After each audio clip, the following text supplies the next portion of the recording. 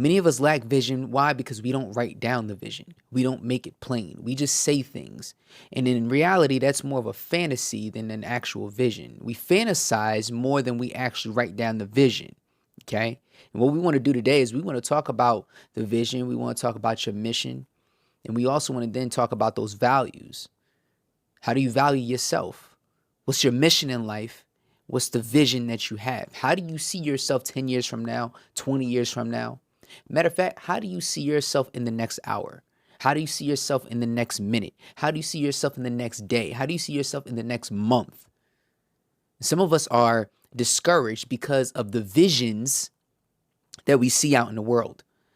We're seeing other people's visions. We're seeing what other people are doing. We're seeing their visions, and their vision may not be our vision, so we get discouraged.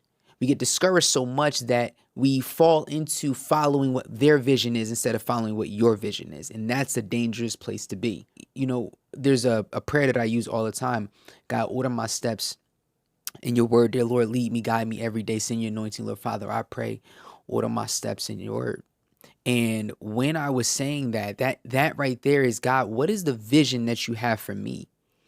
I know what I have in my heart, but is that what you actually have for me? We got to start asking ourselves these questions. And the hard part is that a lot of us oftentimes only go off of what we see.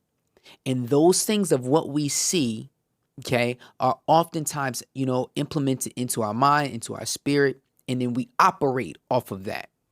Like a trend, right? There's a trend that will come up, and as soon as a trend comes up, everybody does the trend. But was that trend for you?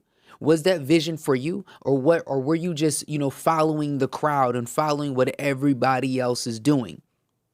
Right? Some trends last a long time. Some things last longer than expected. Some people don't even want the trends to actually come about, right? Why? Because some trends hurt people.